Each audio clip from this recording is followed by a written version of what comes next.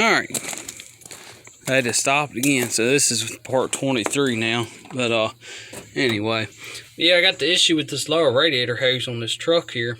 It's got a long water pump on it, as you can see. Long water pump. And I've been looking, trying to figure this issue out.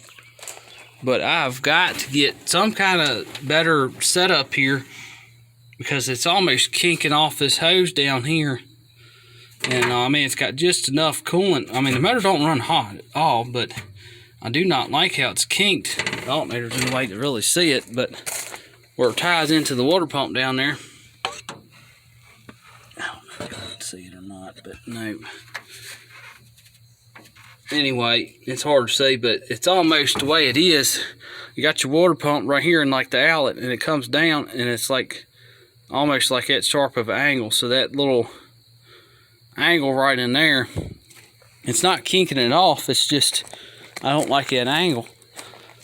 And then on top of that, the other issue too is I don't know if I've tried putting a longer radiator hose on, but I just do not like this setup. I don't know what I'm gonna do about that, but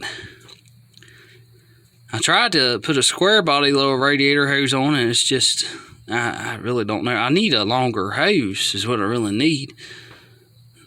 But I don't know what I'm going to do. And I put this alternator bracket on here so it would eliminate the accessory holes for the heads. And then the only thing I messed up on is I should have clocked this alternator to the 9 o'clock positions to the 12 o'clock. But I kind of guessed at that and I bolted it on. I was like, But it don't matter. It's the motor's going to have to come out anyway. But that's where it's at. But yeah, this is the 305. That's what this thing is. I mean, this thing uses oil like crazy. But anyway, I'm gonna yank that thing out here soon. But it's not what the video's about here. But I gotta fix that issue. I need to get a hose that's, you know, formed up, molded up, you know, the way it needs to be, that has the correct angles. I've looked on 67 to 72 trucks that, you know, I know it's people out there that, you know, upgrade to a long water pump setup, or even, you know, a serpentine setup. But either way, it's still a long water pump, and I got to fix that issue. But anyway, enough about that. But yeah, that's where we're at. So I got, you know, 3 different projects. Got this project down here, and then I got this car, then I got my truck. And I got to put a motor in. But and the bad part is I don't have no gaskets to put either that 305 in, or either take that 350 I got on the back of my pickup over there and throw in it. But I don't know. But anyway, I just been around with this car here, and I figured I'd upgrade. And now I kind of wish I wouldn't have bought the welder now, but might have to take back. I don't know. But anyway, that's where we're at here. So I'm going to put a floor in this car, and we're going to do a roadkill style. We're going to do something fun with it. But got to get this seat out. So that's the next thing. What I did is, now I ground the studs off up underneath, ground them off, then I ground them flush to them square nuts. And I'm going to take a drill bit and run it back through, and hopefully I'll be able to get them freed up. And then we can get this seat out of here. And I'll have to spray the heck out, try to get freed up so it'll move back and forth like it's supposed to. And, you know, eventually I'll recover it or something. But this car's not being restored at all. It's just, you know, I'm trying to fix all the rust issues and throw a motor and transmission in it and let her go. Oh, I forgot about that. I got an update here. I did get the dash for it. This is out of a 59, I think a guy said a 2-door sedan. I don't know. But the 59 and 60, as I can tell, are exactly the same. I cannot tell no difference at all. I really can't. But I know for a fact this is out of a 59. That dash is right there. So I got the dash for it. I got extra brackets, matter of fact. And my buddy gave me gauges for this side right here. The fuel gauge and oil pressure and generator light gauge, or generator warning light, whatever you want to call it. So I have that, and I got to get the clock and the I guess the temperature gauge for the other side, and then the speedometer. But anyway, got all that, and once I get this seat out and get this floor fixed, we're going to work on getting this dash straightened out, get it welded back in where it's supposed to be, and we'll get all that mocked back up, and then we'll come around to this front end here and start getting it straightened out. That's the next product. I got to order a cowl for it, and get all the trim for it, and get a windshield for it. But we're going to do it a little bit at a time here.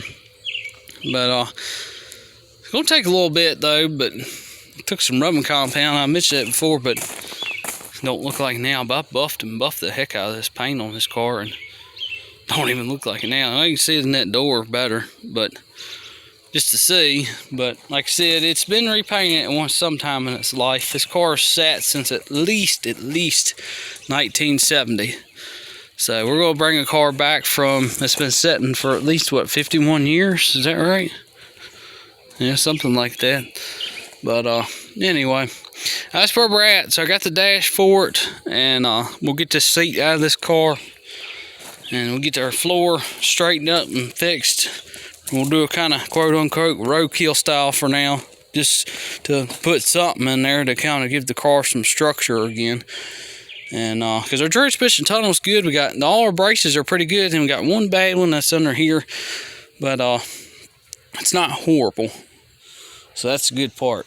Now our trunk is a little different story. It's kind of a disaster there, but we'll get everything up here straightened up first, and then we'll do our trunk, and you know, eventually on down the road I'll order the correct floor pans for it, and I'll probably end up putting a one piece in it, but I'm buying it without the braces. So anyway, that's where we're at. I'm gonna end this video series, or not the series, but I'm gonna end this video, I should say it, here. And I will see y'all next time. Don't forget to like, comment, and subscribe. And you know, it's taking some time, but it's slowly starting to come together. It's going to take a while, but once we get this floor straightened up and kind of get this front clip straightened up a little bit, I think it'll go a little quicker. But I got that sheet metal for it, and I picked that welder up the other day and kind of kicked myself now for it. But anyway, we'll hopefully get this seat out of here, and that'll help too. That way when I put my dash back in, I can mock it all up real good and really kind of see how bad this floor really is, because I've looked underneath, and everywhere where your feet sit is bad, but I can't tell, you know.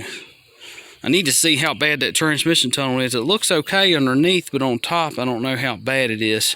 I know the section right in here, that's still usable. But I don't know from what's underneath the seat up to the firewall how bad that really is. Because I know under the car looks okay, but I need to see the top of it too. So, but this car had, it actually had the rubber mat for the floor in it. So that was kind of interesting. But yeah, it actually still had that. It still has that in there actually. Yep, there it is. But anyway, that's where we're at, and